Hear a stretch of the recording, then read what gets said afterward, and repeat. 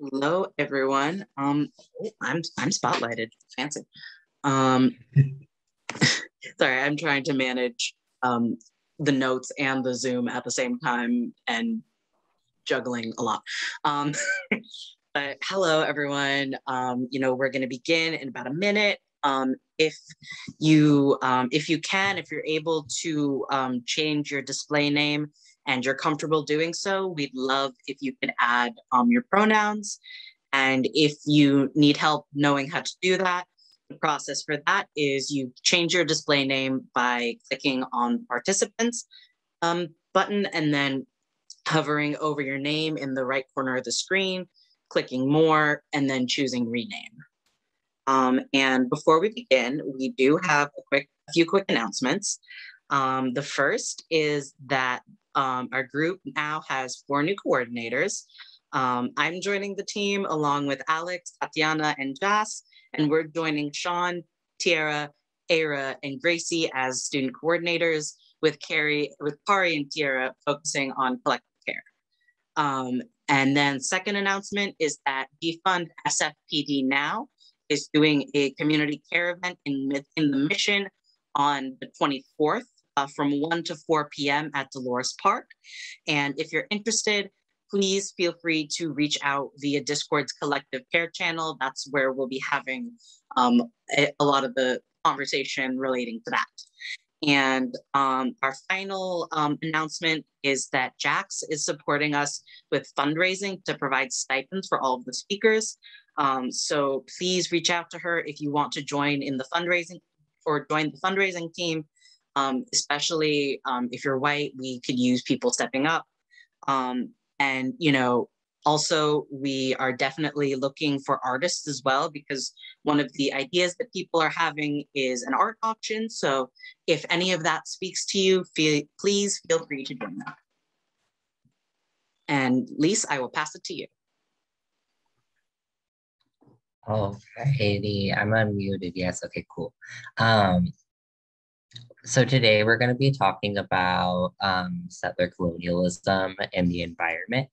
And we're going to have Inés Ixierda from the Sogorea Te Land Trust, who's going to provide an overview of settler colonialism and discuss their rematriation efforts. And Leandrew Dailey from UCSF Cops Off Campus is going to be discussing the UC system's connection with settler colonialism. And then finally, we're going to have Arieann Harrison, who will be discussing the environmental injustices done to Hunters Point in the Bay Area VU, where there are the CCSF campuses. Wonderful. And let's move into introductions real quick. Like I said, my name is Charlie. My pronouns are he, him, and a quick visual description of me for access purposes are that I am a, very light, white-skinned Latino with dark curly hair, glasses, a blue polka dot button-up shirt, and I've got a blue wall behind me. And Lise? Yeah, Ayuki Diatihu. Hello, my name is Lise Oliver. My pronouns are they, them, theirs, and I will also use we are ours pronouns to refer to myself at times. I'm Karuk. I'm an enrolled descendant of a group tribe from the Klamath River Basin nations. And yeah, right now I'm coming to you from Kalapuya lands, off the Marys Rivers Band, and the Grand Ronde Confederate of Siletz Indians. Let's see, my visual description. I am a white presenting / passing, as problematic as that can be, non-binary person. I am wearing a black t-shirt that's cut off at the sleeves. I have half my hair up, and I'm wearing some earrings that are made out of alder bark. I'm also wearing glasses, and I do apologize if at times there are road sounds coming through my mic. I'll hopefully minimize those. I'm just kind of next to a busy road where I'm at. There's a white background with a little bit of a brown background because of a door, and then a little bit of a black background because of the bed frame. All right, and on a similar note, if you see me suddenly muting myself, my mother's dogs have decided to start barking. So I just don't want that to interrupt the class. I'm not like spacing out or being like, goodbye. My dogs are just loud. And let's move on to the next slide. Yeah, so one of the practices that we have here is doing a land acknowledgement before every session. So, we want to remind people and acknowledge that San Francisco is located on the unceded, so stolen ancestral homelands of the Rematriation Ohlone peoples, who are the original inhabitants of the San Francisco Peninsula. And in this vein, we encourage non-Indigenous members to uplift the work of rematriation and land taxes. And there are two links that I believe will also be put in the chat. One is for the rematriation of land to the Mestizx people on the peninsula, and the other is for the Sogorea Te Land Trust, who do rematriation work in the so-called East Bay, which is also, by the way, where I'm logging in from tonight. I am in Huchun, so-called Oakland. I'm dog sitting for my mother, but normally I'm in Yelamu, so-called San Francisco. And yeah, we encourage you, if you have the means and if you have the opportunity to do so, to contribute to land taxes and rematriation.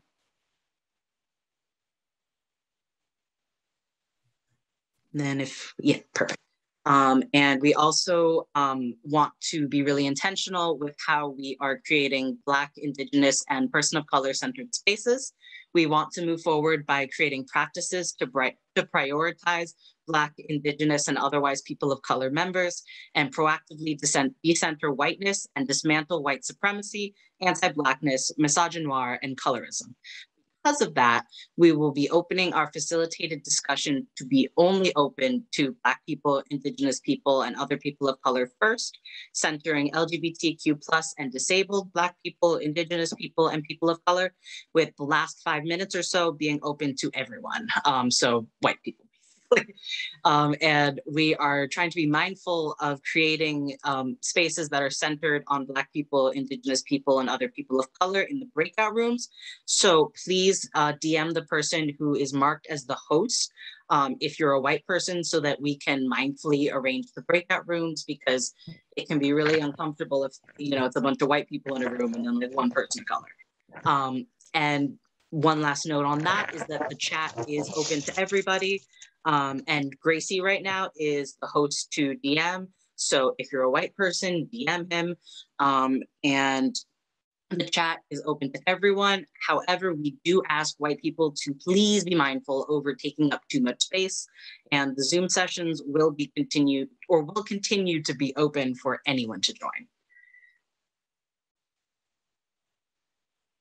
And we do also have a mutual aid fund that goes towards paying our speakers for presenting to us, with payments towards Black people, Indigenous people, and otherwise people of color who are speakers prioritized. Please contribute to the fund if you are a less systems impacted person who is benefiting from this space. So again, if you have the means and the opportunity, and one of the Zoom moderators will post the link in the chat in a second.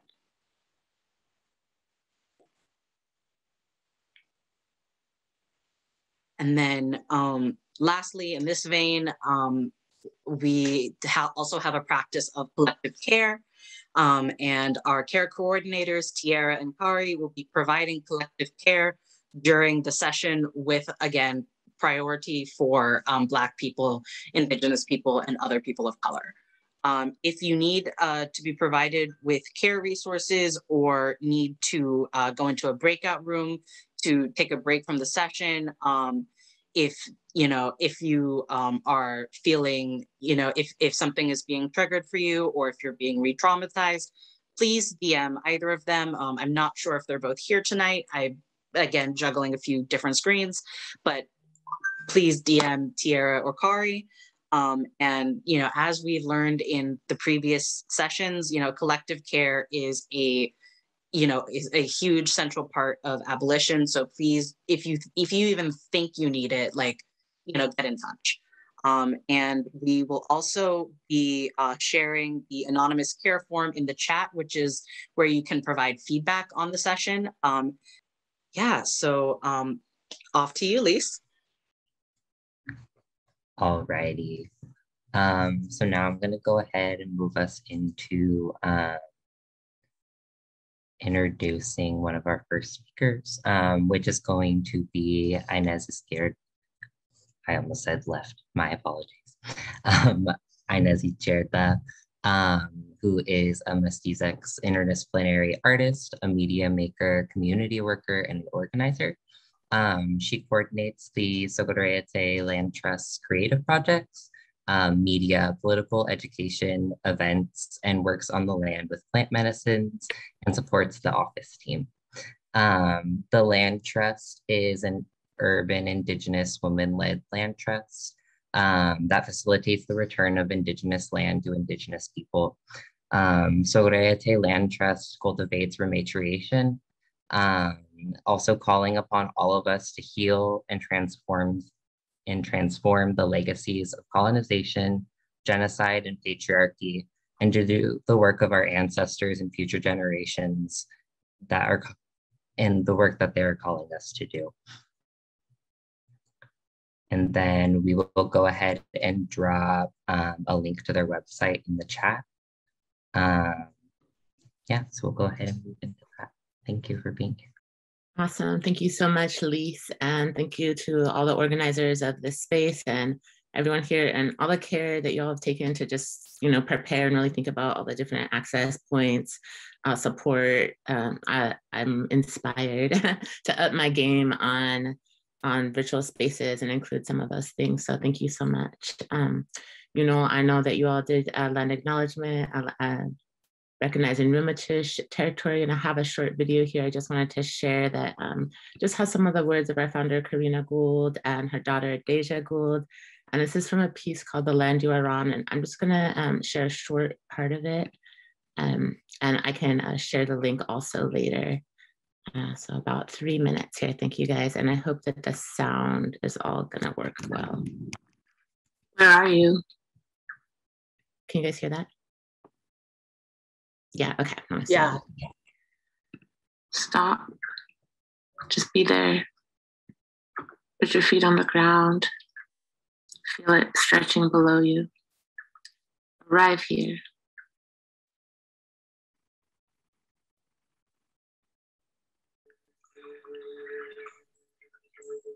So if you can imagine 200 years ago, there was an abundance in our territory, that there was not even a concept of hunger or homelessness. For thousands of years, we lived like that until the missionaries came.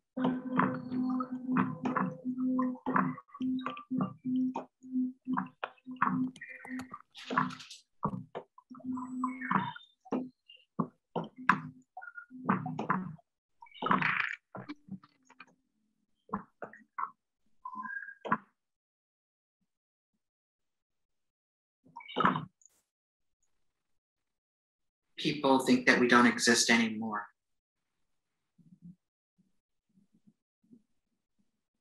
Our people have always been here in the East Bay, enslaved at both Mission Dolores in San Francisco and Mission San Jose in Fremont.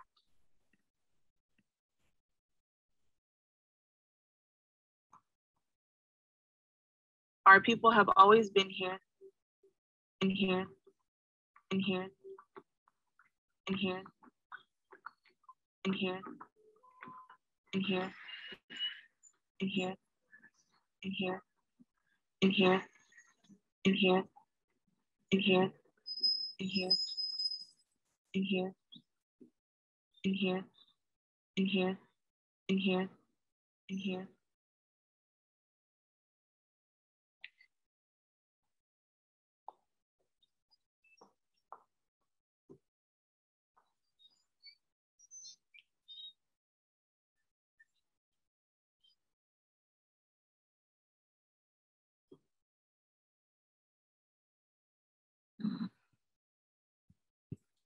Thank you guys.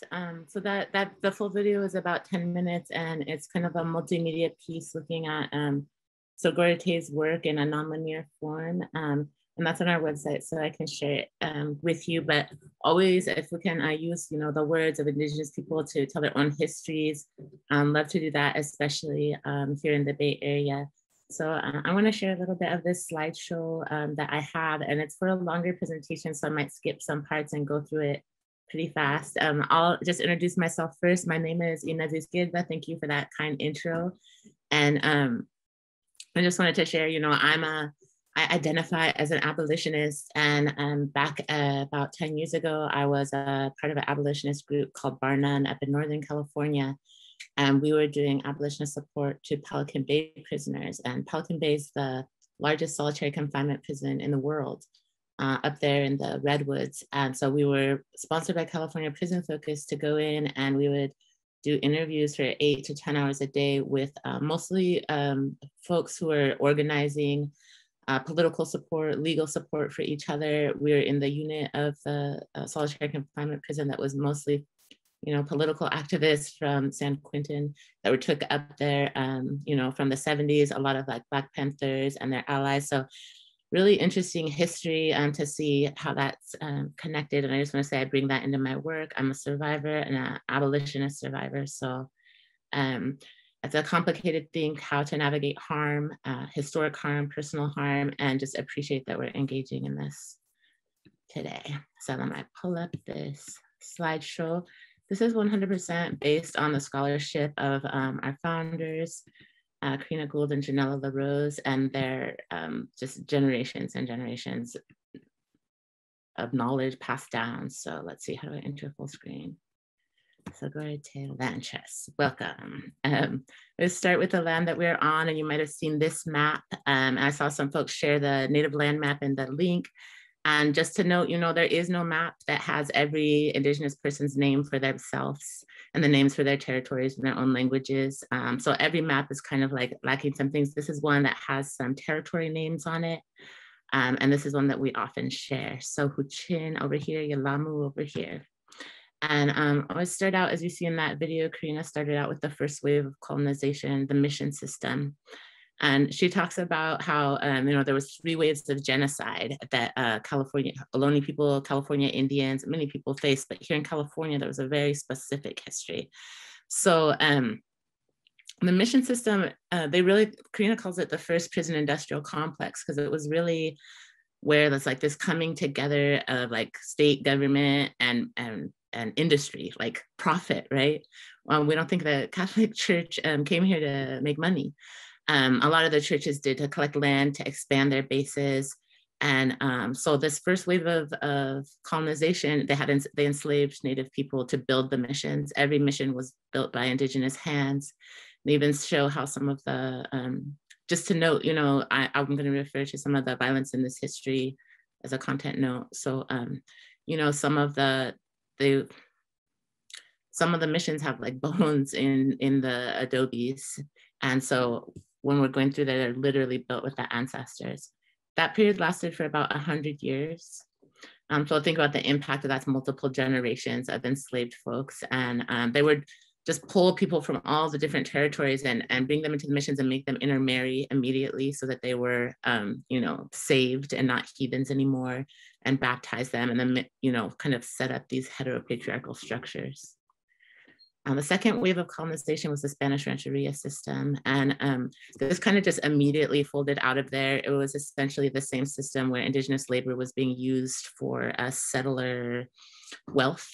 And this is in 1830, the entire East Bay was like gifted by someone who had never been here, kind of just made this map, decided they owned it, and they started selling it in parcels. And so you think before this, when Karina talks about there wasn't homelessness, because the land wasn't owned, there was no paper. So that the entire conception of society was completely different. And I was trying to, I was thinking about this, like if the missions were the first prison industrial complex, like how does land ownership connect to abolition, right? Is the land also in prison? Like how do we completely transform this understanding of relationship to land? So a lot of folks, and during this time, were started to, be able to mix in with some of the, it was like starting to be a much more diverse area, Spanish, Mexican, and settlers, Native folks, and a lot of Native folks were kind of in hiding. The third wave of colonization, of course, the United States, and this is a super fast crash course. And this is a picture from the gold rush, which was kind of like around when California started, right? This call to everyone to come out here. And the major difference here is when the United States came into power, this was about mass extermination. It was about genocide. They no longer wanted to keep Native people for labor. They they wanted to eliminate them, eliminate us. And so 100,000 Native Americans died just in the first 2 years of the gold rush. And the state actually had bounties out. They would give money for proof of murders of Native people. And so the state of California is literally founded on those murders, and many people in business and industry that were considered like pioneers. And, that was literally, they were getting rich off of killing Native people. Jumping up here to the early 1900s in Emeryville. And this is a wave of development coming in after the gold rush, people with wealth and different folks serving them coming into this area. And so this is when the shell mounds started being destroyed in the Bay Area. And the shell mounds were burial sites and sacred sites of Ohlone people. So this is in Emeryville. There's a Forever 21 here now. You might have seen this picture in the slideshow of the bridge being built, so early 1900s. Every time I see anything in history, I always think like, where were the Native people of this land when this was happening? So in the 1930s, California Native people were in hiding. A lot of them did not identify as Indigenous, and they were, maybe say they were Mexican, and severely traumatized from the things that their parents and grandparents had been surviving. The 1950s Relocation Act terminated reservations, forced assimilation. It sent tribal people to cities and urban centers all over the country. So Oakland, San Francisco, we have the second highest density of Native folks in the entire country, second only to LA. People usually think like Oklahoma, North Dakota, but no, it's like the city centers and intertribal communities. So this is important because two things happening here. One, this was an assimilation strategy by the government, but actually ended up, that a lot of folks are doing intertribal organizing. American Indian movement came out of Oakland during this time, and, other places too, organizing around prison system and violence from police. In the 70s, there was a takeover of Alcatraz Island, a lot of Indigenous organizing happening here. And this is actually a lot of programs we still have today started on Alcatraz, like our American Indian Education Program. The first school was started on Alcatraz, where they started, doing cultural reclamation. And then they started a preschool in Oakland, and until Kuka, that school still exists. Jumping really fast up here to the 1990s, internet boom in the Bay Area. And what's really important about this next wave of development is that by this time, the Native American Graves and Repatriation Act had passed. This is the first law that gave Indigenous people any rights to their ancestors, to their cultural things. Not very many, just the right to kind of like be told that they had been found or existed in development. So Bay Area putting in condos every day, digging up Ohlone ancestors. And so Karina, she started getting phone calls. There's, when they were protesting at Emeryville, and, they would say, they found a baby cemetery there where the movie theater is. And she would get a phone call, so she was working in the Native community doing, I think like recovery support, different family stuff, and on the side doing organizing. And her and Janella LaRose, our founder, what they decided during this time with all this development is like, we got to save what's left of the shell mounds. And they organized a walk, and they walked to all 425 shell mounds in the Bay Area. And they did that every single year, right? And that was kind of really bringing back the cultural resurgence of Ohlone people here in the Bay Area and California. People didn't say that word Ohlone really before then. People thought they were extinct. People still say that in some places. But this is a very important, and you can see here in this picture, people from all over the world came to support this work. This was a group of monks who had come in solidarity because their families had been impacted by uranium that was extracted from stolen indigenous land. This led up to 2011, where there was Karina and Janella led a 109-day encampment to protect a sacred site at Sogorea Te, also known as Glen Cove in Vallejo, which is where we get our name from. And Sogorea Te was one of the last places that Karina's people were free before they went into the missions. And so it's right there on the bay, and it has very important meaning to them. And they're going to develop into this parking lot. The city just gave away all these permits, and Karina and Janella said, oh, no, this is not going to happen. So what ended up happening was the city made an agreement with a federally recognized tribe. And the Ohlone tribes are not federally recognized, right? So here's another layer of complication with the federal government coming in. And a lot of cities are required to do things like that. And some just choose, the nearest federally recognized tribe, even if they're not in the ancestral territory of those people. So in this case, they made an agreement with a federally recognized tribe to develop it a little bit as a park. And the tribe agreed to, not have more than 10 people there, not have a sacred fire there, things like that. But Karina and Janella did not agree to that.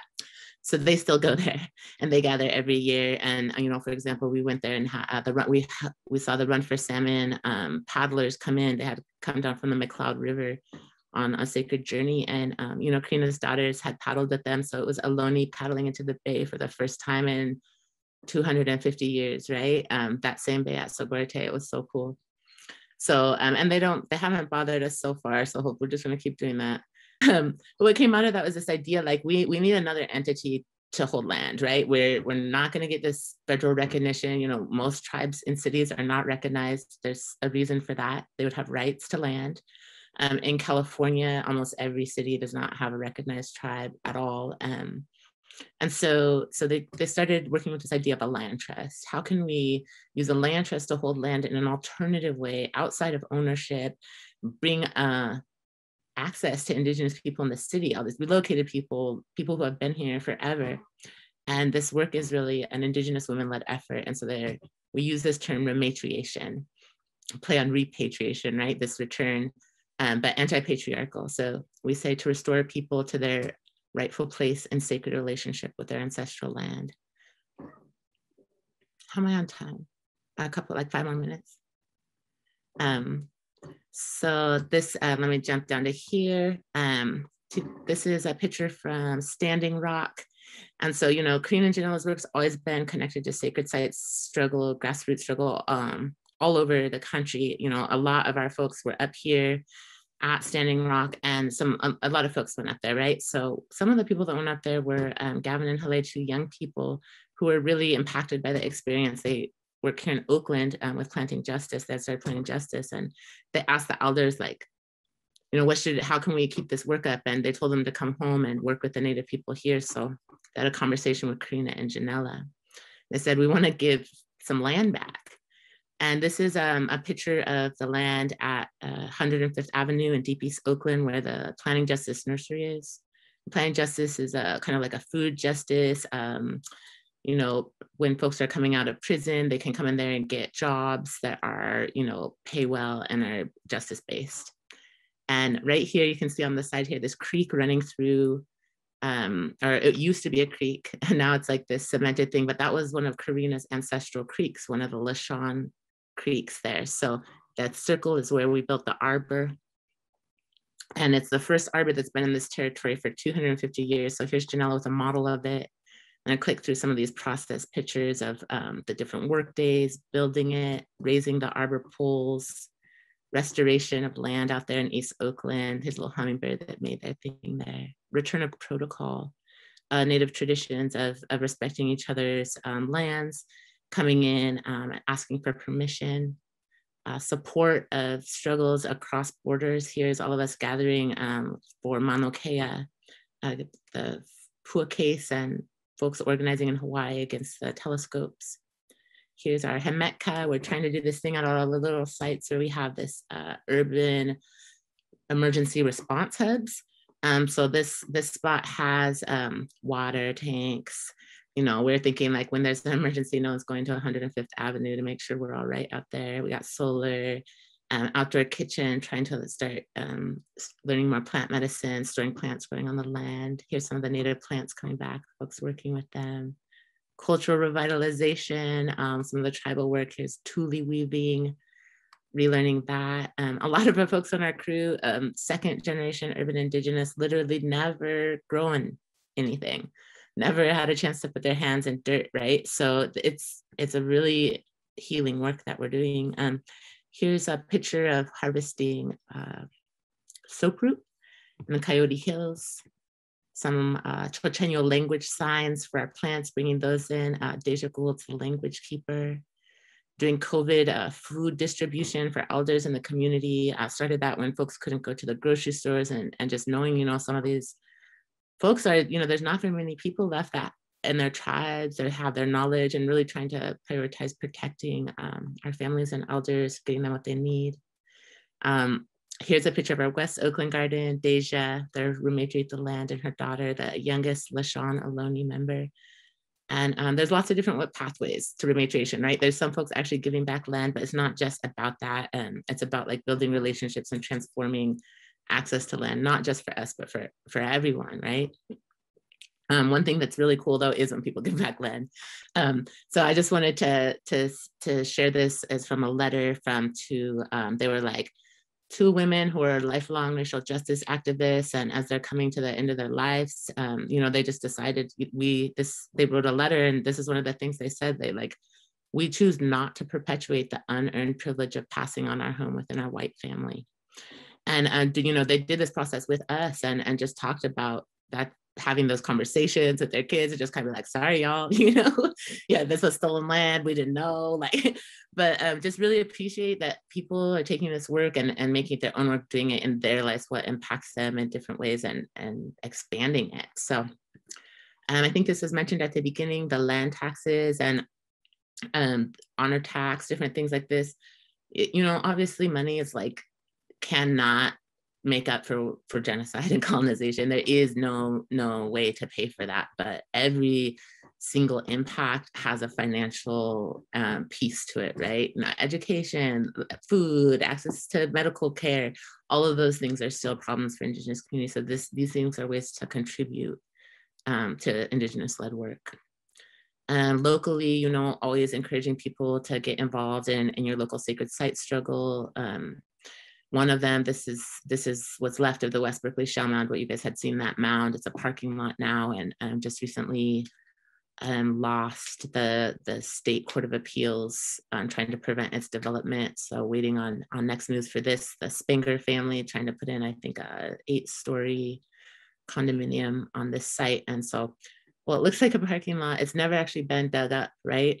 So this is one of the few places in the Bay that they haven't dug down and disrupted it yet, because they had paved it, you know, a while ago. So this is the Krina, you know, the tribe still goes and prays there. This is a picture from one of our protests. Look out for ways to support that effort, and others, of course.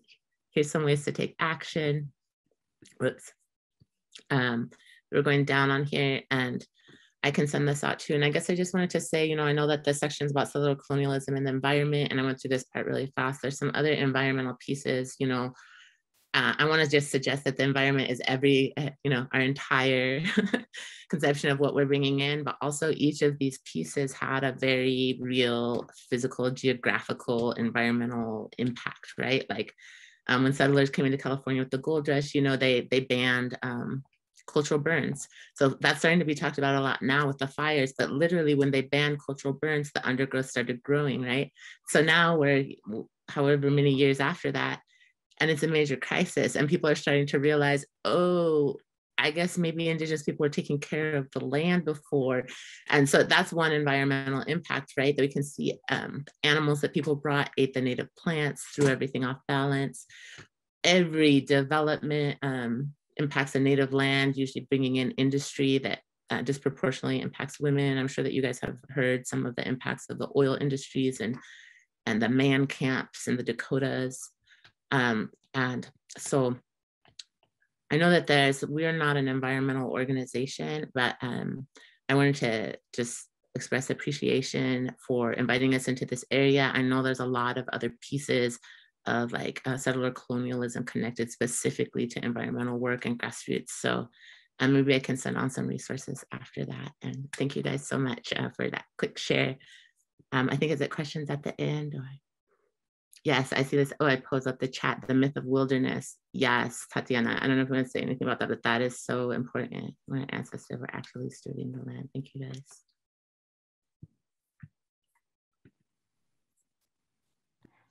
Yeah, amazing. That sounds like very amazing work that y'all are doing. And I really, really appreciate that, especially I'm on the Klamath River, and my people especially like acknowledge like those like above us, but also those below us, and just being sister tribes with the Yurok tribe, and just I see this mirroring of like the different work that different nations are doing, especially within California. And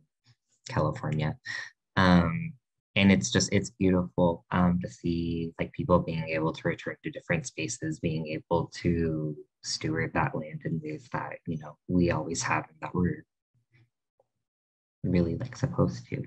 So it's very beautiful, and I appreciate that a lot. Yeah. Let's see. All right, I had to make sure I was unmuted. Again, Yeah, thank you so much. Thank you so much from my end as well. And now we are going to hear from Leandrew Dailey.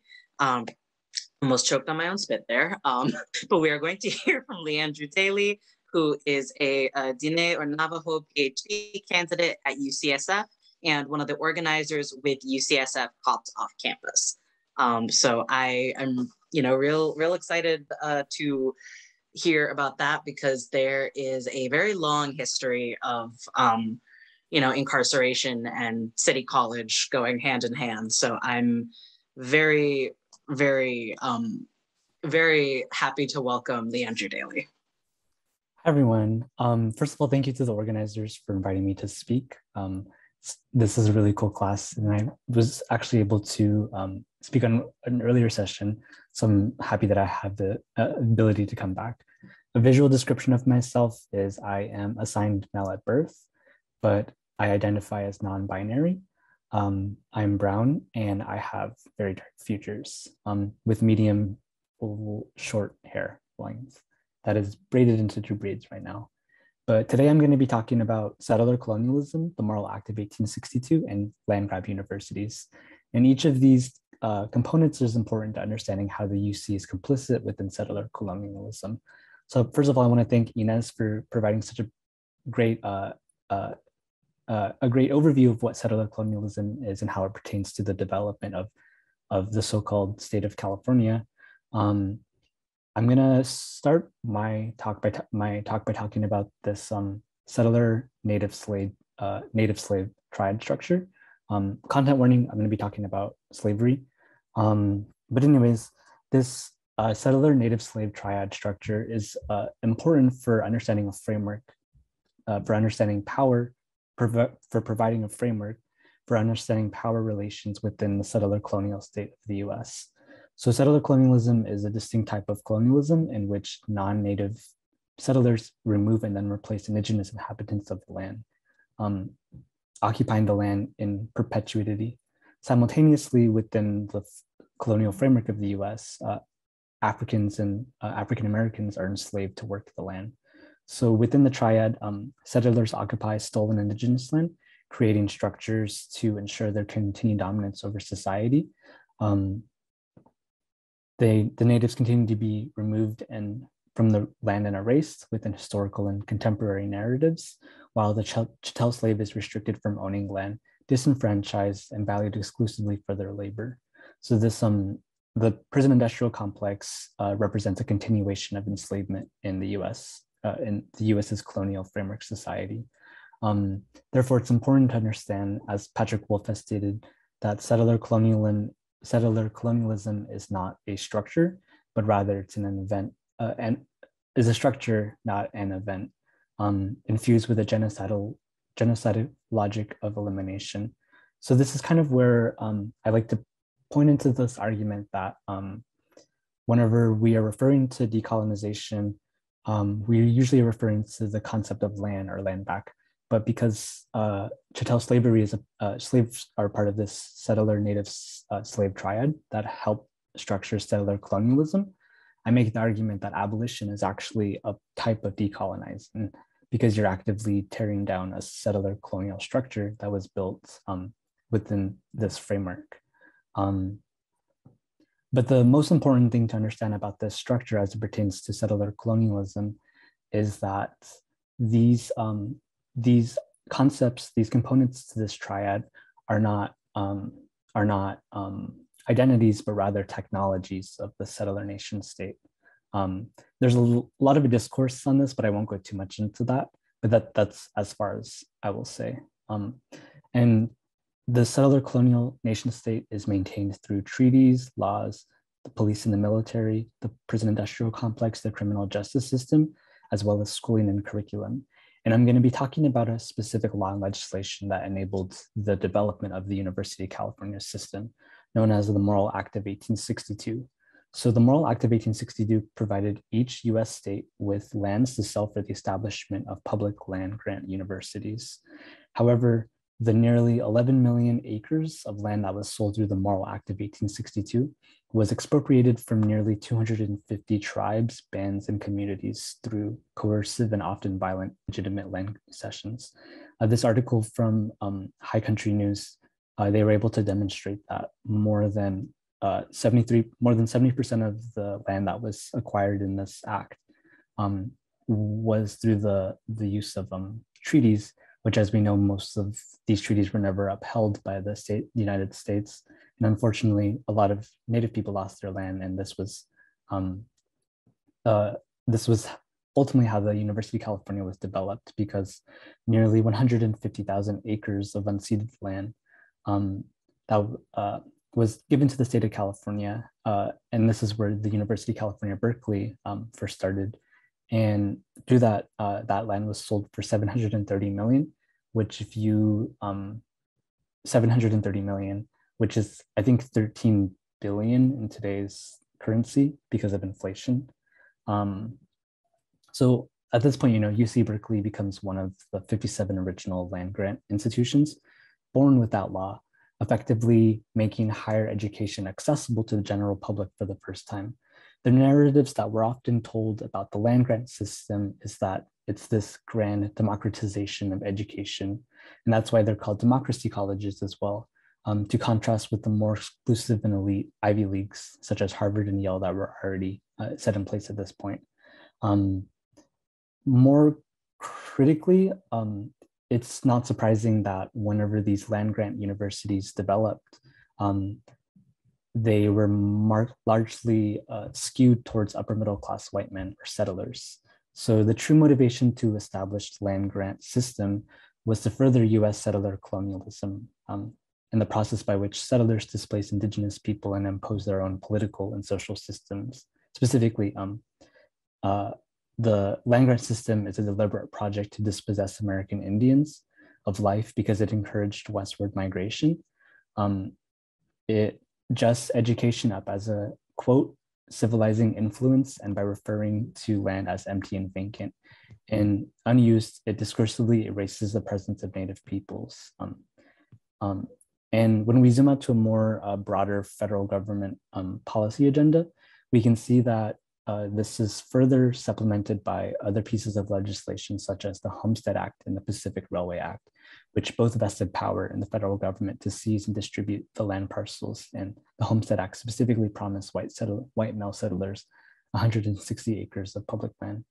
So ultimately, what the Morrill Act has done is that it land was distributed to states all across the United States. And this is how the University of California was founded, which was established in 1868 on the ancestral territory of Huichin.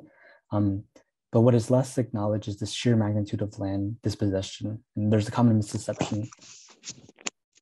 There's a common misconception that Morrill Act land parcels were only used for campuses, but the truth is that, sorry, I'm looking through my notes. Yeah, so this is ultimately how the University of California was developed was through the dispossession of indigenous land. And as Inés had sort of pointed out, this happened after the US acquired the state of California from the settler state of Mexico. And this aided, this whole system aided in westward expansion and manifest destiny across the United States of America. And all of these lands that were taken by the federal government, the indigenous people on these lands have never been compensated for the taking of the land, which is why it's important to uphold and support groups like Sogorea Te Land Trust, which are trying to correct that narrative that has been forced upon all of us through from a very young age, and even arguably all throughout our lives. But so now that it's like established that this moral act ultimately generated the University of California system, it's important to look at a more contemporary narrative of how the University of California is still complicit in settler colonialism. One of the most obvious examples is the construction of TMT, the 30-meter telescope on Mauna Kea, where the University of Berkeley has, I can't remember the amount of money off the top of my head, but they have a large amount of money that's invested within the construction of this TMT, which is invested within the construction of the TMT. So this is important because it places the idea of Western epistemologies over indigenous epistemologies, meaning that these indigenous people, their autonomy and their right to their land is discounted in the context of Western science. But also the West Berkeley Shellman is a perfect example of how UC Berkeley is still complicit within this settler colonial state. And lastly, not to mention, the sort of the presentation I had given a couple of weeks ago was on UCPD. So even though this institution prides itself as one of the leading institutions in the world, we still uphold a policing system that's rooted in anti-Black racial violence. So collectively, I hope that this presentation was able to provide you with the historical narrative on how the UC was developed out of the Moral Land Act, more specifically, how this is tied to settler colonialism. But also, I hope that I was able to demonstrate that this settler colonialism is not an event, but rather than a structure. And instances like this are how the structure is still maintained. With that, I'll take any questions.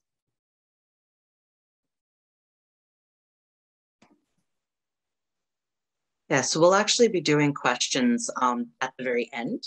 Okay. Lise, was there anything that you wanted to add before I do the next stage of things? I just want to say thank you for the explanations of the land grant system, especially I'm a California native myself, and not knowing all of the histories exactly, knowing the presence, but not knowing those details, it's very helpful to know. And also having gone to Cal Poly State School, many problems there. Yay. Yeah, it's very illuminating of the entire process, and especially appreciating the drawing of the connections between abolition and land back, especially looking at the land as a relative that's also being imprisoned and colonized, and those connections there as well. So yeah, thank you. And I also want to say thank you. I'm Puerto Rican, I'm Boricua, and there is kind of a similar history with the UPR, the University of Puerto Rico. And I just appreciate the wisdom, and I appreciate, the knowledge and the experience and the detailed analysis, from both speakers so far. So I really appreciate that. And I now am going to transition us to our 10-minute break, which will then be followed by a presentation from Arieann Harrison. So thank you again, Leandrew. Thank you, Inés, and let's go to break. All right, let's begin to come on back. Let me turn my video back on. There we go. And before we get back to the session, I'm going to make a quick announcement. So it turns out that the announcement from Arieann Ixierda may have been referring to something from a previous week. So apologies for that. It just made it into the document. So we're good on announcements, but Kari and Tiara are both not here tonight, and in their absence, Tatiana, who works with Project Survive, is kind of on deck to take care of folks if that becomes necessary during the next hour or so. And on that note, I'm really happy to introduce Arieann Harrison, who has been a community activist for decades, working for social and environmental justice for SF and Bay Area residents of underrepresented low-income communities and communities of color. Her work primarily involves the environmental time bomb for the cleanup of the Naval Shipyard in Hunters Point, which is the country's second largest Superfund site that continues to cause irreparable harm because of the chemical and radioactive waste that's still there. And in addition to this, Arieann also has a background in clinical case management as a resource specialist and in the humanities. As the founder of the Marie Harrison Community Foundation, which includes the #CanWeLive Coalition, Solutions for Women Post-Prison and Ex-Offenders programs, and San Francisco Bikes for Vets, and that has now grown internationally. She also works with sex workers, LGBTQ plus focused populations, homeless folks in San Francisco, including distribution of PPE, personal protective equipment, and vaccine information, while broadening community participation around environmental justice through organizing and outreach. So take it away, Arieann. Look, that was a whole lot. That was. Hi, my name is Arieann Harrison. I am the founder of Marie Harrison Community Foundation, Inc. I am here to pay homage to my mother, Marie Harrison, who was named the mother of environmental justice. I celebrate her in her spirit, knowing that she is the truth and we are the roots. Okay, I'd like to just get into it. According to U.S. Census Bureau, the U.S. Census Bureau released September 2021, when the cost of living was taken into account, California has the highest percentage of residents living in poverty than any other state in the nation.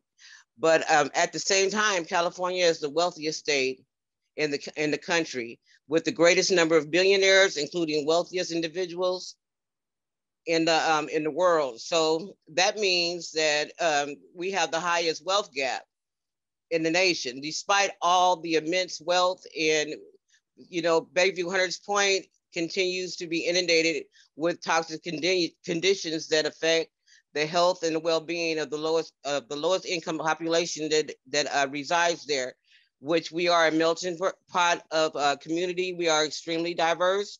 We are African American, we are Latina, we are white, we are Asian, we are Pacific Islander, and we are Indian. The Federal Environmental Protection Agency, that would be the EPA, has designated San Francisco Bayview Hunters Point area as the second largest Superfund site in the nation.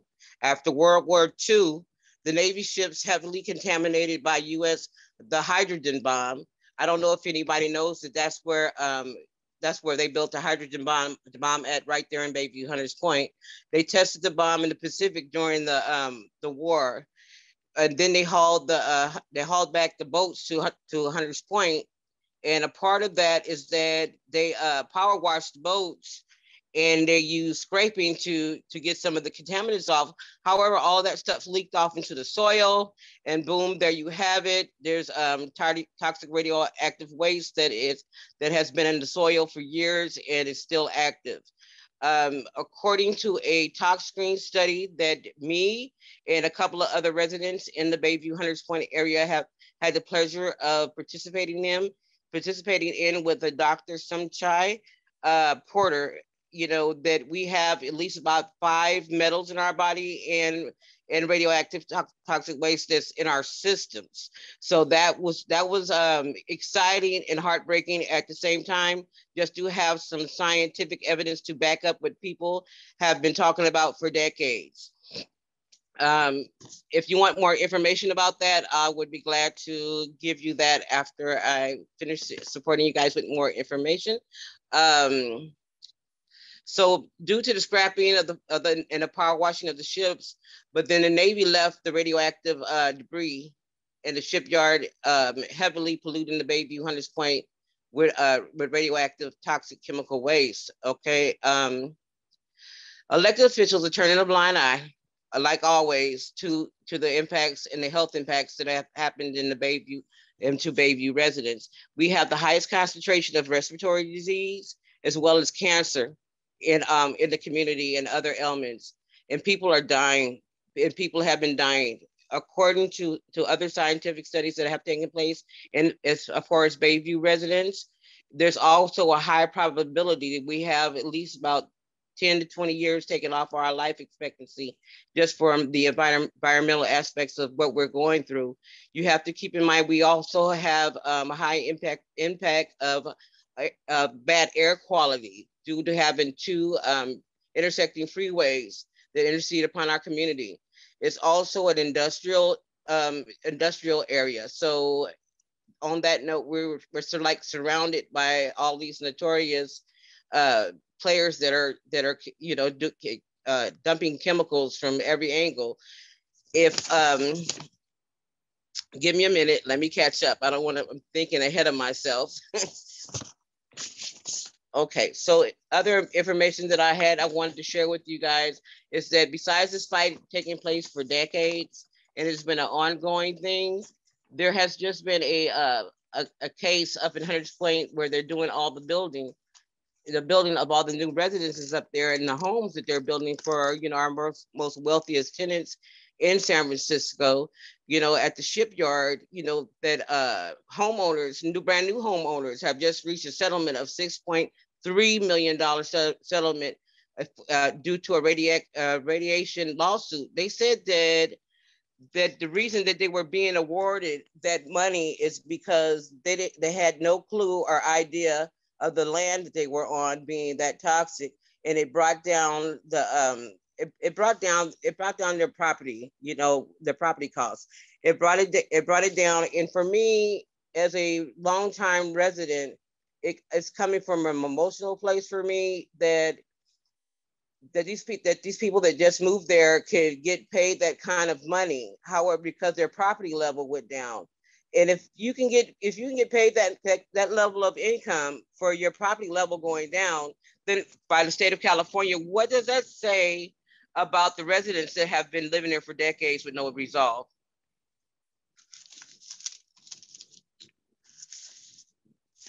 I didn't bring any slides today, and it kind of and the reason for that is because I had some technical difficulties and some stuff was kind of a little messed up, but I am very, very excited and happy to be here. You know, people in this entire city, and I'm just thinking about the shoreline. On our shoreline in the Bayview, there is a toxic like little hub that's right on the shoreline, and the city is planning to cap that. But we know that sea level rise is real, and it has been raising like at least 6 feet every decade, and we're right on the earthquake line as well. So that doesn't really sound like a doable plan to me, especially where it's located.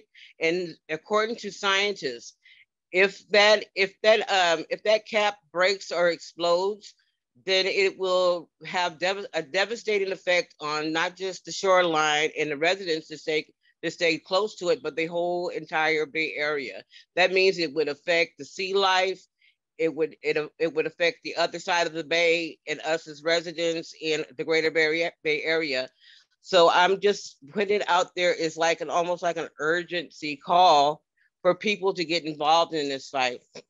Now, I'm working with other environmental groups There's a group called Green Action, and there's also CCLP, and that's a community of concerned lawyers to so we can galvanize, get together, and also to fight against this once and for all, because it's not just a Bayview resident issue, it is the San Francisco resident issue.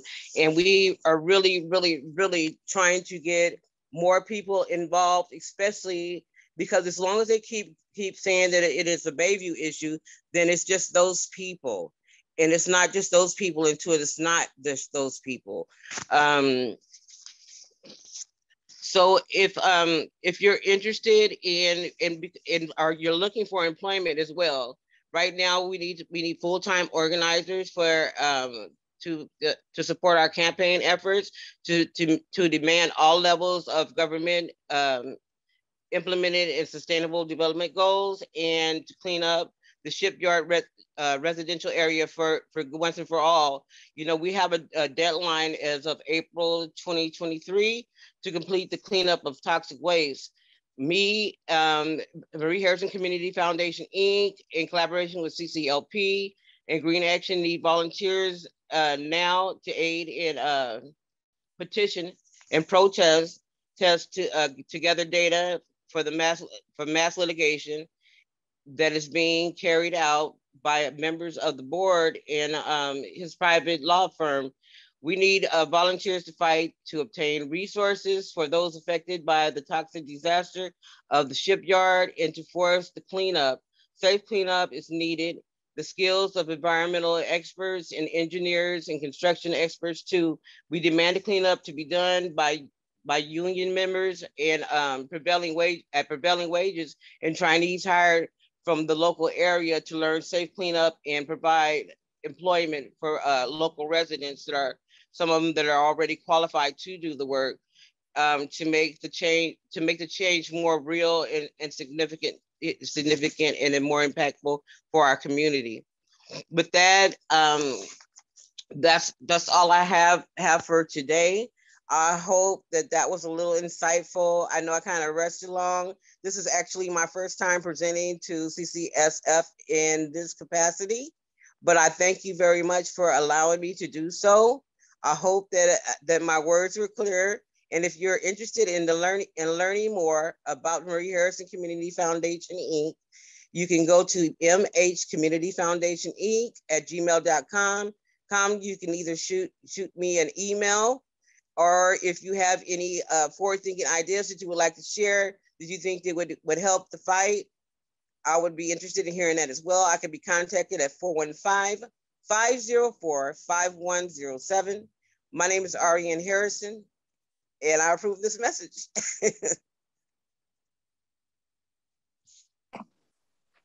Thank you, Arieann. I really appreciate that info. I just recently moved to another neighborhood, but I used to live in pretty close to that neck of the woods, and I'm asthmatic, and I could feel the difference, in my lungs when I moved from the neighborhood that I was in to the neighborhood where I am now.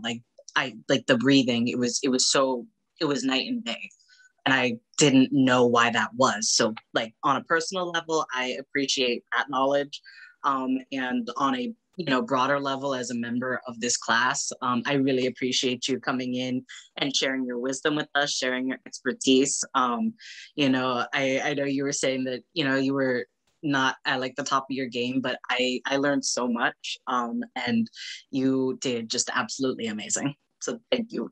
Thank you guys so very much for having me. I just really appreciate it. All of you guys it's just so much hope in the future, just seeing all you guys' beautiful faces. And if nobody told you they love you today, I love you. I identify as African-American female, she, her, queen, sister, girl, you know what I'm saying? All around everything. I have an innate love for people. I've been in the service of people for decades. That is my ministry, to get in to help where what help needs to be done. If nobody fights for us, then who the hell will? Yeah, thank you so much, Yupa.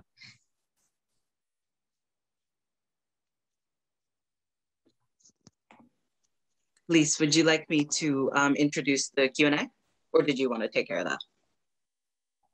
I can go ahead, yeah. So now we're going to go ahead and start our 10-minute Q&A session.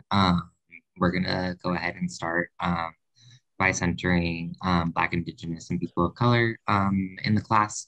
And so we're going to go ahead and have folks please just go ahead and raise your hand if you'd like to ask a question. Again, we're starting off with space for Black, Indigenous, and people of color. Yeah, you can also go ahead and type something in the chat to let us know that you'd like to speak, or we can go ahead and have your question read aloud for you as well. And then we're going to go ahead and open it up for questions from everyone in the last 5 minutes. And then after the Q&A, we're going to go into our breakout room discussions. And then again, please remember to send the person who is marked as the host to let them know if you are white to be put into the breakout rooms accordingly. But yeah, we're gonna start off with a question that we ask of all of our presenters, which is, in your wildest dreams, how do you imagine us creating an abolitionist world? And how does this overlap with CCSF, with community college of the South? Or city colleges, sorry, my bad.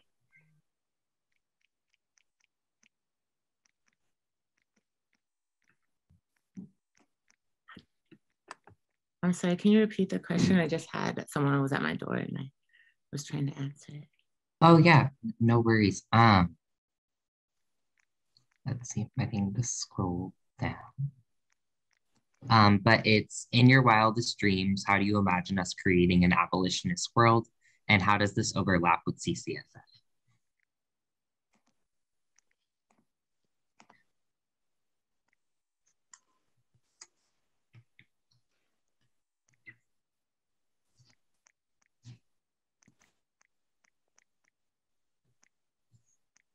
Yeah, and Charlie went ahead and put it in the chat as well.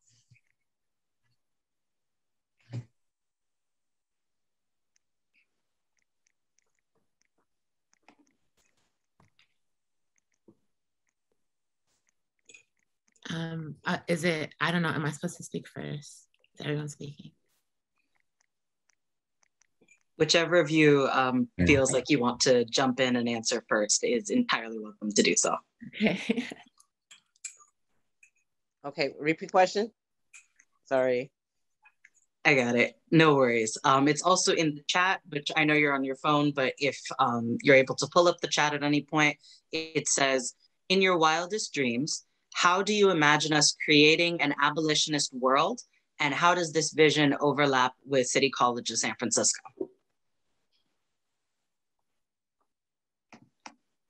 Well, okay, I'm going to speak to that. My name is Arieann Harrison, and I'm going to speak to that. How it is, you know, I think how that's going to take place is by you guys right here, right now. You know, you guys are opening up the conversation. You're sharing dialogue, and there's so much diversity on this call. This is where it happens. You know, sometimes I think that we lose our messaging when we're out and we're fighting a good fight, and we're standing on the lines of war, where everybody that when we go out and we support each other, like if you're fighting the powers that be and you have one mission, me as Marie Harrison Community Foundation Inc., when I come out to support the Indigenous community, I should be singing your song and representing your fight when I'm there. My signs and my words have to be about the Indigenous population, not rent control and all these other different things, because we lose our messages in translation when we're not all on one accord. That'll make us more effective when we're going out into each other's communities and we're supporting each other, when we're fighting against the powers that be to stay on message. I mean, does that make sense to you? Yeah, of course. Yeah, that translation and making sure our messages. I think it'll be a lot more impactful We can all rock our signs, but I can say that, hey, Marie Harrison Community Foundation Inc. is here about land trust for the indigenous population. That's why we're here. You know, I can then if if you guys come out to support me, then we're on another mission of addressing the issues of Bayview Hunters Point. And I just want everyone to know that all of our missions are all extremely important. We have all been stressed from from being heavily impacted with everything from COVID to environmental injustice, to social injustice. However, social injustice cannot exist without environmental justice. One cannot be addressed without the other. So we have to be on one accord. We have to be at one movement in one time and space and fighting together as one, and not letting others divide us and conquer us over our issues. They're not separate. We have more similarities than we do have differences.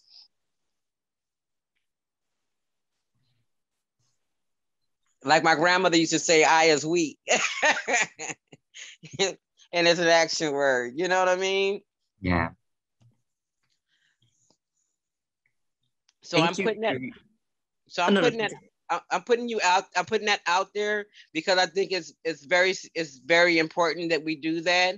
If you guys ever need the Can We Live Coalition, or you want to come a part of it, the whole idea is based on that concept that when we support each other, that we really support each other. You know, we come out in droves, and we fight for these things as a massive group. So because if you're fighting alone, fighting alone, no one man is an island. It takes all of us or nothing. Absolutely. Before we move on to another question, and there are my dogs. Inés, did you have anything that you wanted to bring into the room on this topic? Yeah, thank you for this question. I appreciate it. I'm like, my wildest dreams, gosh, I'm really trying to challenge myself to dream like wild. I guess, you know, wouldn't it be so amazing if everyone had everything that they needed, right? Everything for everyone.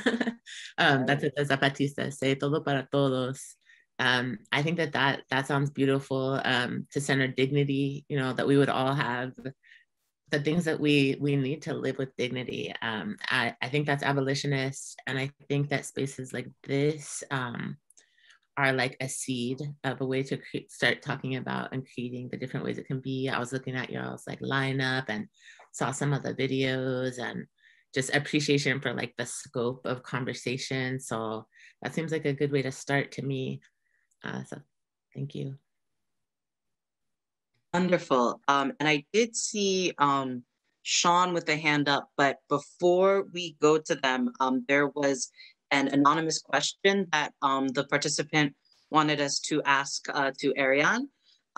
And the question is, can Arieann share anything about the CCSF campuses in the Bayview, such as Southeast Campus and Evans, as they construct a new CCSF Evans campus? You know, how can that tie into land liberation while also ensuring that there's abolitionist access to education? And if you need me to repeat any part of that, go ahead, because I know it's a lot. Yeah, that was a lot. So I can tell you what I do know, being a decades-long resident. The city campus, the City College campus in the Bayview had gone for years very underfunded, and classes and being filled with classes that weren't really leading to degrees and everything else that a person would need to be successful in life. But that's my stuff. I'm speaking on a personal note right now. Besides the environmental impacts that we have already going on in the Bayview, there is a great program for airport, from my understanding, for mechanics for airports. I think it's an awesome program. However, I don't think that it's suitable to really be in the Bayview district because of the being inundated with so many toxins, which they admit that there would be toxic emissions into the community. You know what I'm saying? So because like I said, don't get me wrong, it's an awesome program. However, I just don't think that it would be sufficiently placed. Now, notoriously in the community, we've been promised plenty of things. However, that's just so we would be quiet and be out the way and have the impression of being included in the conversation when we're really not, right?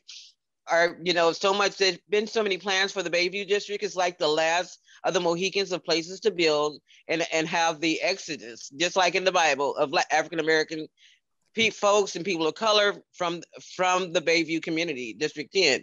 As you know, I'm really passionate about what I'm saying. I'm trying not to use my usual verbiage, but you know, I think that it's going to be a beautiful place. However, I do think that site should also pay homage to people that have fought and died for different things in that community. And they should also bring forth classes that are actually leading to employment that are realistic in real time, and that they should also have something so people don't acquire debts, you know, a big debt just to go to school. And because 9 times out of 10, we all know that most, and sadly, I hate to say it, but how many people do you know right now in real time that have graduated from college, even went to a 4-year university, and they studied one study of work. However, by the time they graduated, they never went into that field of work. You know what I'm saying? And the competition is thick, especially for people of color, to, you know, get the desired outcomes that they want from their education. In the meantime, they end up in debt and probably about 2 or 3 jobs in the hustle, right? So that's something that we have to start like reevaluating. That's a whole conversation for a whole nother day of how we are actually educating our children. And we got to stop teaching our kids to be good workers. You know, we can't continue to be trained to be good workers for other people while they get rich. You know, when notoriously the things that we are naturally magical people, so we create without even trying. That's across the board. And we make it look like magic, right? But here's the thing: we have people that are ciphering the communities where we live in, really just getting over. We don't own anything in our communities. We don't have patronage of our businesses. Our dollar does not circulate our community more than once before it leaves. We live in a food desert. We have all these things that are going on. What I was thinking on a bigger note, because, you know, me, I'm a person, my why is so big, you know what I mean? It's crazy, you know what I'm saying? If you were in my brain, you would probably be super overwhelmed, right? The things that we need to have put in place, and the things that they always notoriously promise people, the few, not the many, right? The plan, like I said, I'm going to say it again, is that there'll be no social justice without environmental justice. You cannot put these things in place without making sure that the people that stay there are healthy, number one, are healthy. You know, and that's mentally, spiritually, and physically, you know. So I was hoping that this would be an opportunity for the Bayview to set the standard for America, become the most eco-friendly, forward-thinking, scientifically proving clean industry, you know, cornucopia of America. Set the standard. San Francisco, do what you say you're gonna do. And you know what I'm saying? And mean what you say. And also our government officials mean what you say. It's crazy to me that we don't have people that are in our district attorney's office that can actually follow a case of when an environmental injustice has been done and the people have been adversely impacted. There's too much invested in not doing that, right?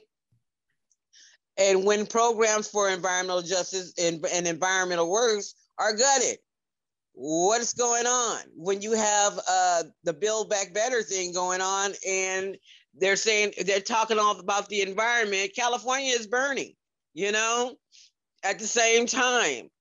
I'm just, you know, that was the hope of what my vision is after my mom passed away. I said, hey, they've been trying to get this community for years, you know what I'm saying, and trying to get rid of the residents for years. You can't you can't have, I just want to say for my people that have been in the Bayview for decades and have been privy to certain conversations and in the good merit system, there is no good merit system when you're playing in bed with Goliath. You understand what I'm saying? You have to have something written. It has to, if it's not documented, first rule of case management, if it's not written, if it's not documented, it does not exist. If there's no paper with a signed agreement, I don't care if it's with PG&E or whoever else has their hands in the community investment is non-zilch. You know what I'm saying? It's a shame that you can have a conversation with an entity for 30 plus years on the merit system of community involvement. However, once their plans have been followed through and they start building all these beautiful buildings and stuff, they don't represent you because you're not included in the plan, not even in our public places, parking spaces, and everything else. So they make it nearly impossible for the people to enjoy the fruits of their labor and the things that are going on in the community. Don't believe in the fluff. Don't bite into the hype. And the party will come to an end. That's just a distraction so they can keep on rolling over the community like they've been doing without you getting in the way of that. So, I'm just saying, after the party, have a check-in with yourself and pay attention to what's going on around you. You know what I'm saying? It's like people will say, it doesn't affect me until it affects me, right? Yeah. Absolutely. And thank you for your wisdom. And Sean, I noticed you put your hand down. Did you still have a question that you wanted to ask? Or it wasn't even a question. It was literally a comment about something that Arieann said, or Arieann. Sorry if I'm saying that wrong, Queen. But it's okay. Something that Arieann, thank you very much. Something that Arieann said earlier. That's actually my cousin's name. That's hella cool. Anyway, something that she said earlier, it was a comment about going to protests, right, and having signs supporting said protests. There are a lot of times when you go to Black Lives Matters protests and you have you have something that is not relevant to that, and it's almost a very anti-Black thing, because at the end of the day, we're here for Black lives, and which are actually at the very bottom of the totem pole. I hate when people are like, we're not trying to play the oppression Olympics, but at some point you've got to realize that Black and Indigenous people are at the very bottom of the totem pole. So if we're having these rallies and these protests about Black and Indigenous people, you need to go there in support of those folks rather than going there in support of a fucking animal. Animals matter, you feel me? But at the end of the day, you're taking away from what we're trying to do. And it's not to sit there and say you can't sit there and advocate for your cause, right? But it's to sit there and say that it's not the space to have that. Also, another point that they said was that HP is just the most polluted neighborhood in the city by far. They my great grandfather used to work in HP and used to actually clean those ships and used to work at the naval yards.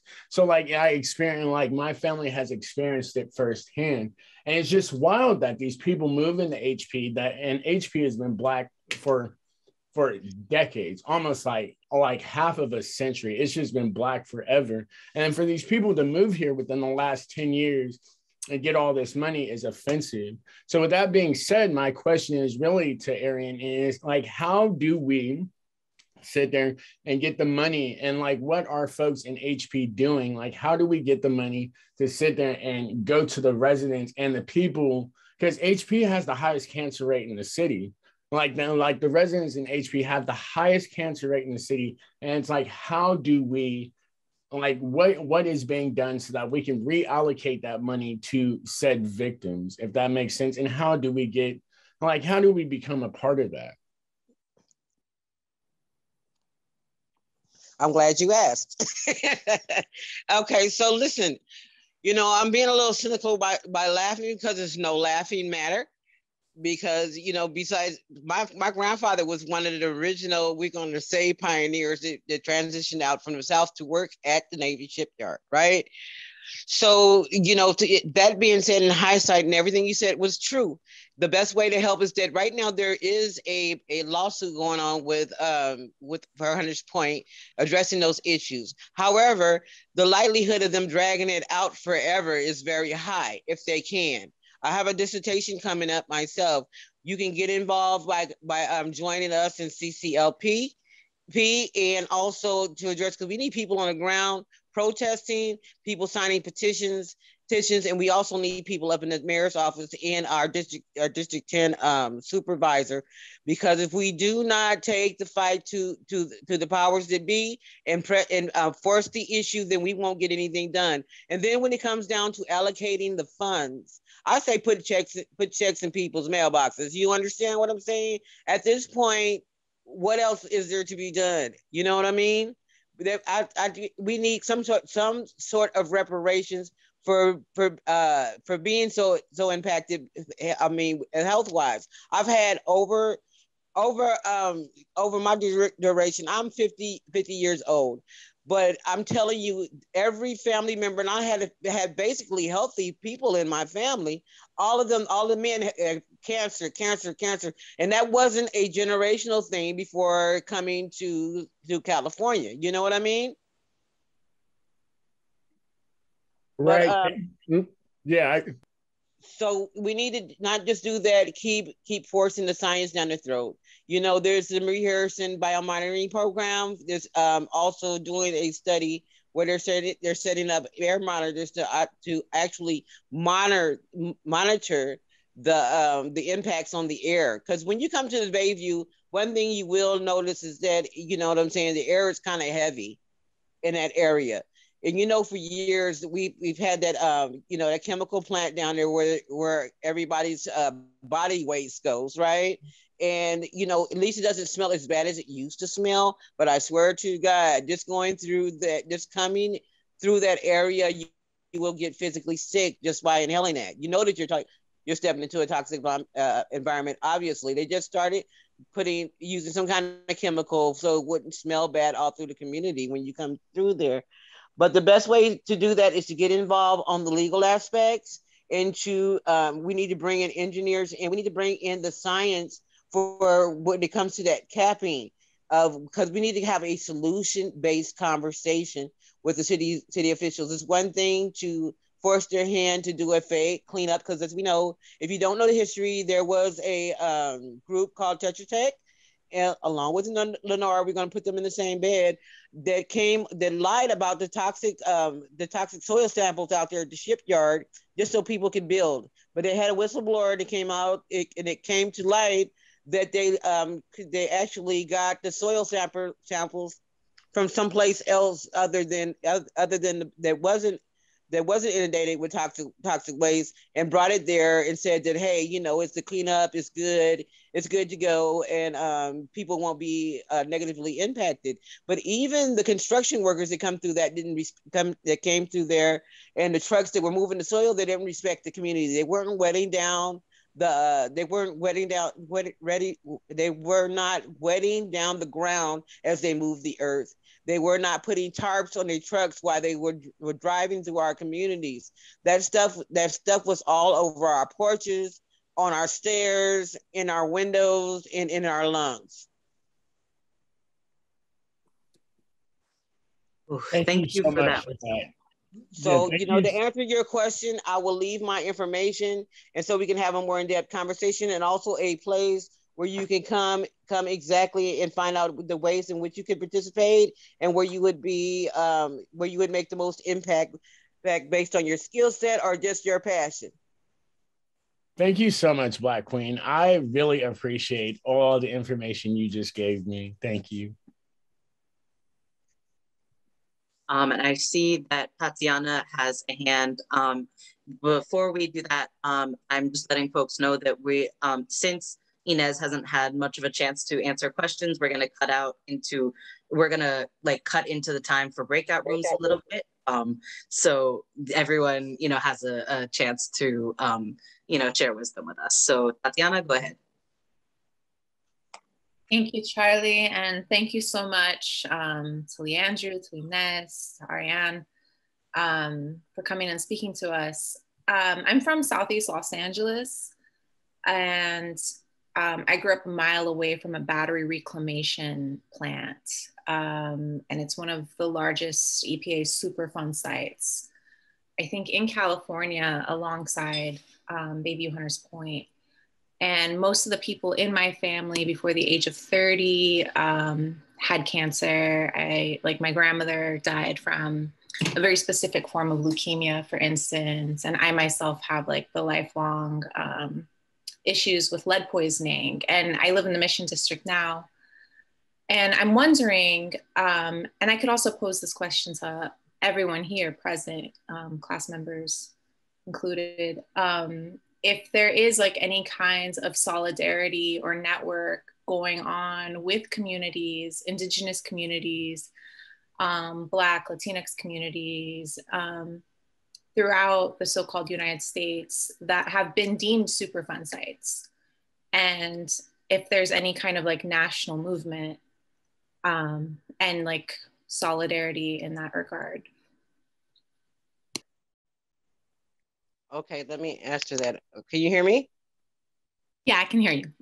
Okay, so let me answer that. I started a group called the Can We Live Coalition, and it's just getting started, but it's a collective of environmental groups, and I'm still recruiting more people. And we have a law firm, 2 law firms that are with us, and that are fighting with us. It's also educating on law and everything else.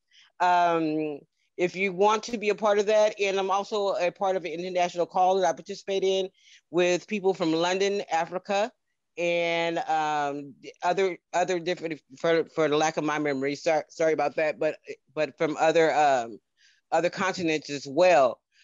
But due to COVID, people cannot come together in masses from other continents, but we engage in conversation, and we talk about what's going on where they are located. But the idea is to build this group in San Francisco and build it out across the Bay, all around, because we need to be able to come together as one party for a common cause. And we need to be able to support each other. If there's something going on across the Bay, with across the Bay, notoriously enough, are having the same fight. There's a woman called Miss Margaret that's doing the same thing that I'm doing. Before me, there was my mother, Marie Harrison, that was in this fight for decades. The closure of PG&E was because of my mom and community members from Bayview Hunters Point, just ordinary people doing some extraordinary things, right? But that was just one part of the equation. But when there was a whole bunch of stuff that needed to be fixed. Me, myself, personally, I'm interested in people that have the passion and desire and the drive to see something wrong and to do something about it. Amen. Right? So if that is you and that fits your description, then please join me. Help me build. Let's support each other. Let's get out. Let's rock one flag for the issue of that time. I'm going to leave my information in there if you want to know more about the Can We Live Coalition. I'll be glad to share that with you.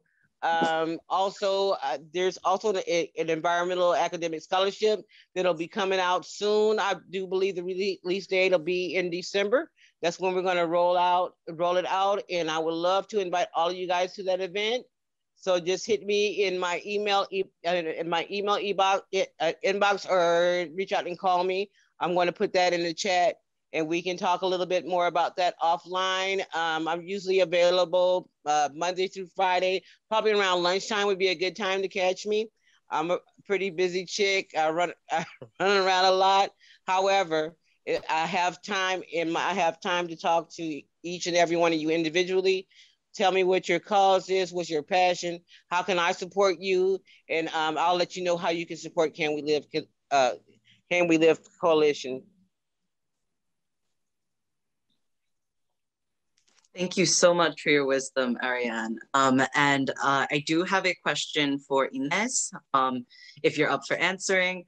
I recently heard about a proposed development in downtown so-called Vancouver that's going like through the Squamish Nation there, and they like they're one of the few First Nations in so-called British Columbia that has like rights to property and land in the middle of a city. And they're, trying to develop it so that it's like no use of cars, lots of green space, super dense, environmentally friendly to the extreme. And obviously, focusing, like centered on Indigenous folks and housing Indigenous folks. And I was just wondering if you've even like heard of that, because I know it's not super well like publicized, but B, whether or not you have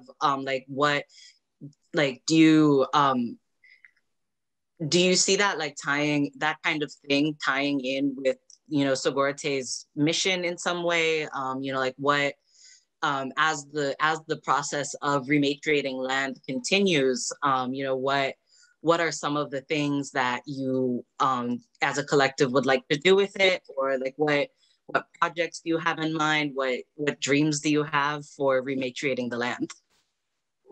Thank you so much for that question. Oh my gosh, so many things, so many parts.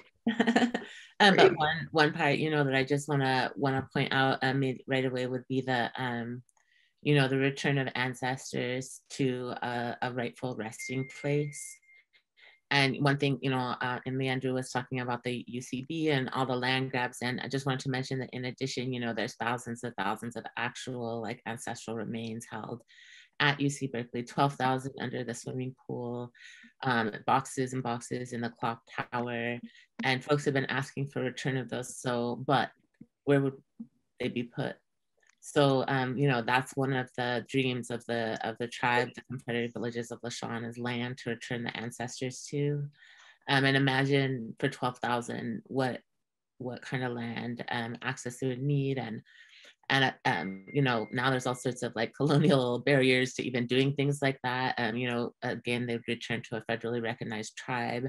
So some of those things are changing now. There was this really interesting, this is a side note, but I'll just say really quickly, there was this really interesting thing where anyone that accepted a PPE loan during the pandemic that was like an institution had to inventory all of the Indigenous and cultural things that they have. So now all these colleges and universities are having to, confess that they have these things and start to be in relationships with tribes to return them. And not just colleges and universities, but like gas stations that just have like their own personal plundered collections along Highway 101 and like wild things. But okay, so that's one. Another one is, if the Indigenous people can still live here, the Indigenous people can imagine a future here in the Bay Area, like one of the most expensive places to live.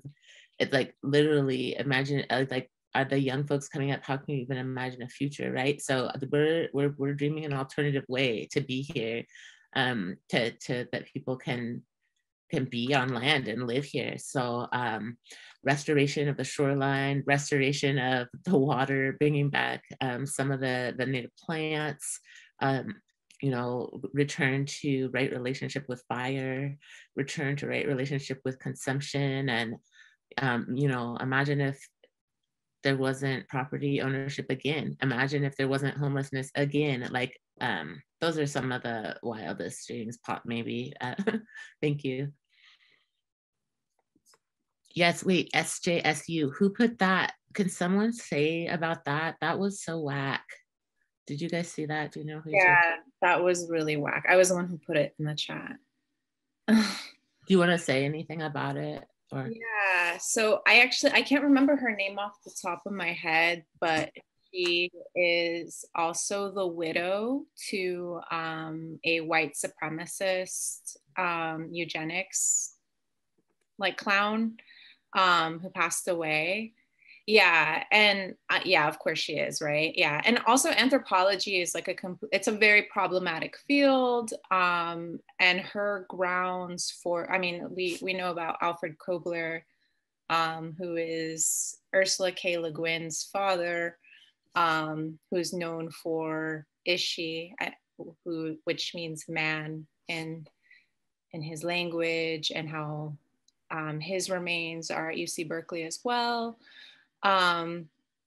But yeah, I can get really like intense about it. My mom is an Indigenous anthropologist, and we have a lot of issues with each other sometimes.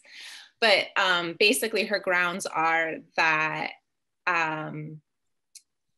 anthropology is a science, and that returning remains to Indigenous groups is prioritizing religion over science, even though like Indigenous people have their own forms of science. And I mean, it's ridiculous. But yeah, thank you so much for dropping that in the chat, that she's a creep. She's a creep. Mm-hmm. Yeah, I will say that I have like a very like interesting and like unique relationship and tie to that, just in respect to my nation. I'm Karuk, so my nation's like right next to Pitt River, which is where like I believe that that's like the primary community that issues to have come from. But I think that also it's very interesting just because of like all of the relations of like Toloa people, and then like Yurok, Karuk, Shasta, Modoc, like because of like the different like land places that are within our communities that we would travel to, because they're such like ceremonial, sacred, like special places. All of those like boundaries and borders are a lot like, obviously like they're somewhat there, but it's a lot less like strict and not in like any like Western or white sense of like what that means. And so I think it's just really interesting too to like think about like my tribe's own relationship to Berkeley, in the sense that like they have a whole like language program coming from like I forget what it's called, but like the salvage era of like anthropology and stuff, where they were like, we messed up and destroyed the things, and now we have to make sure that all the living relics are in their places, and all of the gross rhetoric that goes around about like Indigenous folks not being here, and also like how that erases like the ties of like indigeneity to different Black folks, also just from being like displaced from their own Indigenous nations, and just how like obviously it's a very convoluted process, especially like when we're being forced into situations where like we have had to accept certain colonial ideas like in order to survive, kind of like how you're talking about like with your like mom's views and stuff. And so it's just like this very complicated process. Like my pops, my great grandpa, who's Indigenous, and his dad both worked for BLM, so the Bureau of Land Management, and like just like how like part of that can be like somewhat liberatory, but also just about like the different things that you kind of have to like make yourself culpable into like those harms that are kind of going on to try to like make the gains how you can. It's just, yeah, a very complex process for sure. Yeah, I mean, it just makes me think about like how much deeper that actual the relationship is, like how much knowledge is based on that, like that violent history, you know, so much deeper, and not just the layers, y'all. It's rough. I just one thing I wanted to say also is, Hunter's Point is also Indigenous land. There's also a shell mound at the shipyard, and there's Indigenous people that live there now, and Black and Indigenous people have always been living together in the cities, and we're not separate, you know. We are the same communities also. So another thing I wanted to mention is that I wanted to just drop this link in here real quick. On this land, a cultural site, and it's about the CCA, California College of the Arts. You know, they had developed their decolonial art school, developed a land acknowledgement for them to break ground on a shell mound for their new building, which they're doing next year. So it's a really interesting kind of take on the way that decolonial languages and approaches can be taken in, and this is not to call anyone out, but just to look at how complicated relationships can be with institutions and access to land and things like this. So another slice of history here in Yelamu. Decolonization is not a metaphor. Yes, that is so real. That's that's an article if you all have a chance to check it out by Eve Tuck and Kei Wang Yang. And yeah, that group they quote that on their website. So it's a lot. Thank you, Arieann. And the link looks super sketchy, but the link that I just dropped is a link to the essay by Tuck and Yang, if anyone would like to read it. And once we wrap up, I'll also put it in the Discord so folks can access it later. And with that, we are approaching 8 o'clock. So we are going to skip the breakout rooms for tonight unless folks really feel like they want to stay. I know I'm feeling super tired, but but what do you all think? And speakers, if you would like to head out, obviously you are more than welcome to. Thank you so much for your wisdom tonight. Super appreciate it. And if you'd like to, if we do breakout rooms, you're welcome to stay for them, but you are also welcome to log off and rest.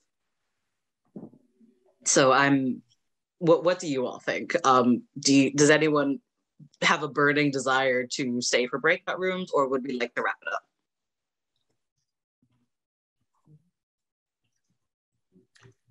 I'm gonna wrap up. I just want to extend gratitude for everyone. Thank you so much, and look forward to all the things that y'all are working on. Gonna look out for that work. And Arieann, thank you for everyone that shared tonight. Also Leandrew, I don't know where they went, but yeah.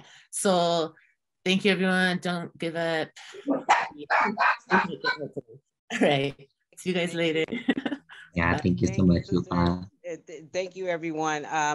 I want to have to wrap it up too because I got my grandbabies looking at me like I'm crazy. Number one, they're like, okay, it's my turn now, okay? But I will, thank you so very much from the bottom of my heart, my soul. May the spirit be with you guys, and our ancestors watch over us all as we continue to fight the good fight for reparations, control over our bodies and our lands and our roots, okay?